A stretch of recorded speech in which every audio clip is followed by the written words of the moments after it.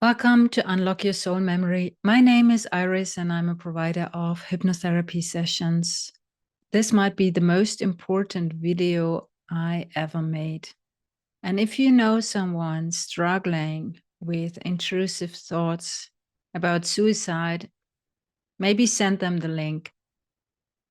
So the first thing I want to let you know, if you suffer from intrusive thoughts, like you consider suicide, don't go there. Never, ever go there. And at the end of the video, you clearly will understand why. And I'm not someone who's going to shame you, who's going to tell you it's a sin. I'm not coming from a religious perspective or a moralizing perspective, but I'm going to tell you exactly what it is, and I'm going to tell you exactly what is needed to overcome it. And I'm going to add in a spiritual point as well, which will make you realize that it's really not the way to go. Absolutely not. Never, ever. Don't go there.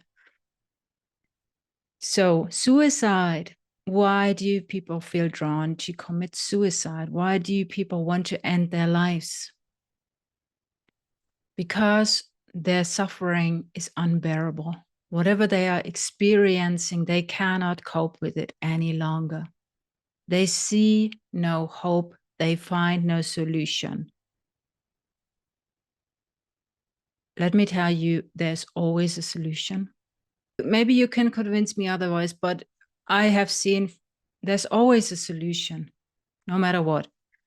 And in regards to the suffering, let me tell you, it is usually because we do not understand the nature of our emotions. We do not understand and grasp what emotions actually are.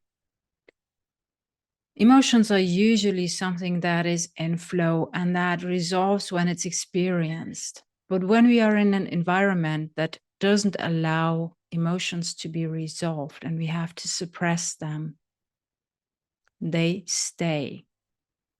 They might not stay connected to the experience very often, but the emotion stays within your field. The emotion is there. And it's everything that is suppressed. It's like it's rumbling underneath the lid that you put on. It's within your subconscious mind. It's within your very self. Emotions are a part of us being human, and they are a part of our selves, of our field. They don't define us. I don't claim that, but it's really emotions are something that we experience, which is a part of us. We could not simply cut them off. And this trying to cut them off, this trying to numb them down, forces them to remain like underneath the lid. All these emotions are pushing to the surface. They do not like to be suppressed. They are present. They are there within you. It's just that we often don't have the tools, and we believe that what we are feeling is something that is not able to be shifted. We often believe that the suffering we endure cannot be overcome because we don't see emotions as something that needs to flow. So if you see all these emotions stacked up on each other, all of them, all these layers, after a while, the organism just says, it's too much. I can't deal with that any longer. And that's what you're feeling. That's what you're sensing. It's like this overwhelm of, I don't know what to do. And very often not understanding that you have these layers. But as soon as you understand that you have these layers, you know there's a way out, because you understand that it's just about processing whatever is stuck. upon each other. So working on all these layers is the way out. Always. Always. And feelings are not meant to define your life. Feelings are meant to be felt and released. And I want to add that I think it's important to know that very often if you go to hypnotherapy sessions, or if you go to a therapist, if you go to a professional, very often they come from the approach believing that it's about your mind, it's just your mindset. You have to shift your mindset. Not acknowledging that the emotions, they are real, very real within your field. They have to be taken seriously, but they have to be connected to where they came from. They have to be seen in relation to their origin. And very often, if they have been connected to that, and if you could sort of categorize them, understand the relationship, and so on, they're going to leave. They have no more need to stay. And I think I sound a bit like rambling, but I do feel that it's a very serious topic, and it's very sad to see people giving up their lives because it's not understood what's going on within them, and they don't understand it. So that's one thing I really want to emphasize. See it as a layer work. Really look at it as a process. If someone is telling you you can resolve that in 1 or 2 or 3 sessions, bear in mind it's about the emotions. It's about really validating those emotions. It's not about shifting your mindset. Shifting your mindset is one side of it. You can work on your mindset, definitely. But just seeing the emotions as some wishy-washy, not of value at all, will never help. And by not acknowledging our emotions, we end up being at war against ourselves, which is you can never win that war because the war is inside you. It's against yourself. There's no way out. But very often people are at war within themselves because that's the way how they keep themselves functioning. And I'm always looking down. I need to check my notes, just making sure that I address everything. So what do you experience when you have suicidal thoughts? It's actually this very toxic soup of emotions that's boiling and that's coming to the surface, and you fighting against it, trying to keep it numb, trying to push it down, trying to somehow function, but it's just too much. And we're not meant to live that way. That's actually not our nature.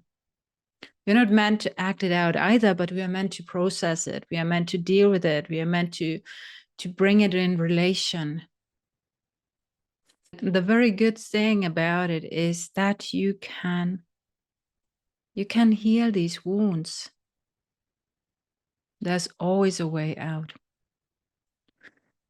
Maybe it's about committing to yourself, being willing to not give yourself up, and walk that path of working on these layers. And if you have 10 or 20 sessions and it's gone, those 10 or 20 sessions, they have shifted your life immensely. So the next thing I wanted to talk about is the spiritual aspect that actually I don't think a lot of people are aware of. So keep in mind, you are consisting of body, mind, spirit, emotions.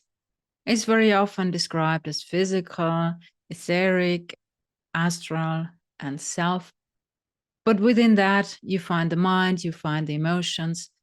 So when the physical dies, doesn't mean that the emotions go away. The emotions will stay.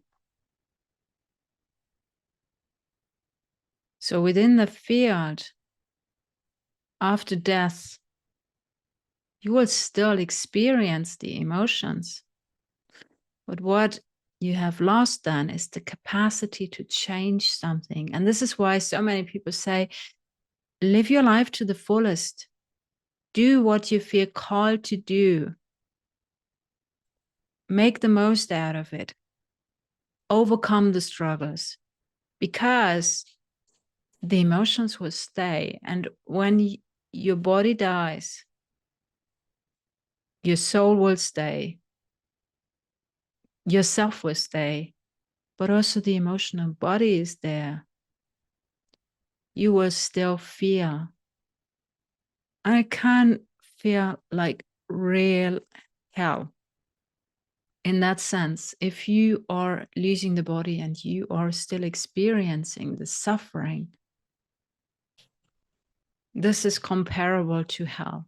This is really a state where you might feel completely desperate, because you notice, I'm still feeling the pain, but now I don't have any more tool to alter that state. And maybe if you know the movie, I have to check the title again. It's with Robbie Williams. Just a second. I wrote it down. It's about life after death, and he plays someone experiencing an accident, dying, and then his wife commits suicide. The title is What Dreams May Come. Maybe watch that movie. It's a very interesting movie. Don't take it literal, but see it as something that's describing a state of being. So, what dreams may come? When you see her after committing suicide, she's really going through hell. It's a very unpleasant place to be. That's exactly what is experienced without a body, because you notice, I can't alter whatever I'm feeling there. It's not the whole process of life between lives that you are stuck in that suffering, but within this period of time, and I think it's called Kamaloka, don't nail me on that, but within that, you are very connected to the emotions. They're very intense. So yes, I hope you see why I now describe to you that you should never ever go into that direction, never ever consider these kind of thoughts, give them any value. What you can do instead is really work on those layers step by step, having the patience, having the trust. You can get out of that situation. You can get out of that darkness. You're gonna see the light again. I'm 100% sure about that, because I've been there. And within the next video, I might share a past life story in regards to what suicide can mean on a soul level. Looking forward to seeing you next time. If that's of interest for you, just check out the next video. Leave your comments down below. I'm very happy to hear from you. Looking forward, and take good care. Goodbye for now.